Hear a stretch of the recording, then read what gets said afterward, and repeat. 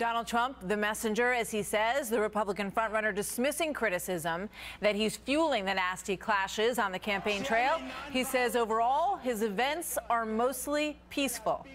But people are angry about the direction that our country is headed in, and he says that is why we're seeing these eruptions. Let's bring in Katie Pavlich, news editor for townhall.com and Fox News contributor. Marianne Marsh, former senior advisor to John Kerry. Welcome to both of you. Good to have you here. Good morning, Martha. So, Marianne, he says, these are well orchestrated, and they are supported by MoveOn.org, who has fundraised off of these events, in fact.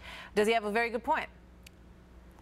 Look, this is a leadership test for both Trump and Sanders. The fact is, if violence continues at either of their events, or Sanders supporters are crashing Trump events, then both of them need to disavow it. And if they can't, their leadership will be put into question, or people will assume there's a political benefit. And unfortunately, there is a political benefit for both of them. The more amped up people get, the more emotion involved, especially going into a big day like tomorrow, the more likely it is their supporters, both Trump and Sanders, are going to turn out to the polls. So to a point, unfortunately, there is a benefit to this. But now Pandora's box is opened, and it's going to be very hard to close. And sadly, it probably gets worse over the course of this campaign. And that means both Trump needs to disavow it, though he says he's justifying it as self-defense, and Sanders needs to disavow it, though he says he's not responsible for all his supporters. All right. And we will see which one it is. Let's pull up some of the tweets, because that's the way that political dialogue plays out, at least in part these days. This is from Donald Trump. Bernie Sanders is lying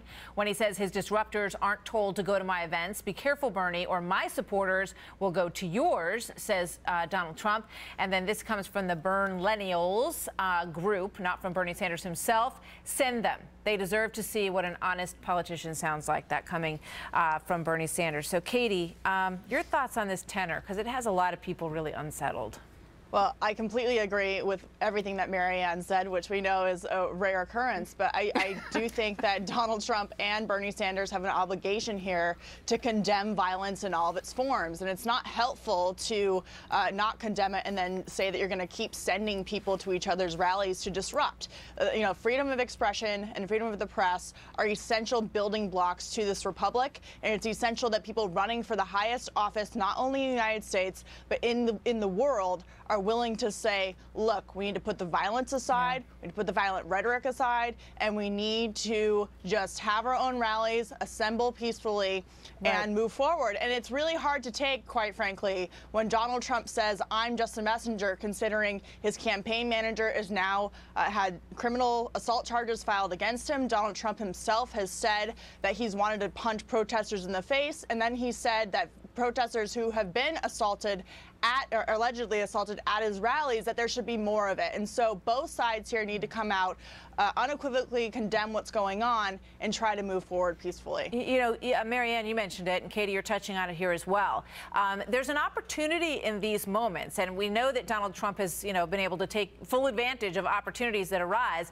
But I think a lot of people say, why not rise above it? Why not use this as a moment to show real sort of presidential behavior and say, look, we understand your right to say what's on your mind to the protesters, but you're provoking violent situations here. We can't have that. And say that to his own supporters as well, because his supporters are always going to be his supporters. We've seen that throughout this entire campaign process. But what he has not been able to do is bring in some of that other 60-something%.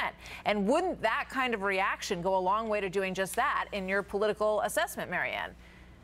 Yeah, I mean, interestingly enough, Martha, he started to do that in that last debate, which we've all forgotten about, and that was only last week because of the events since Friday night. So I think what Donald Trump is doing is using these protests as a metaphor. I'm going to stand up for you. I'm going to stand up for my supporters. I'm standing up for myself. I'm going to stand up to other countries and all that. And that's the political statement he's making. We've got that. And I think on both sides, everyone needs to say, Trump, Sanders, everybody, look, words should never justify violence. It's never a rationale. It's never acceptable, period, end of sentence.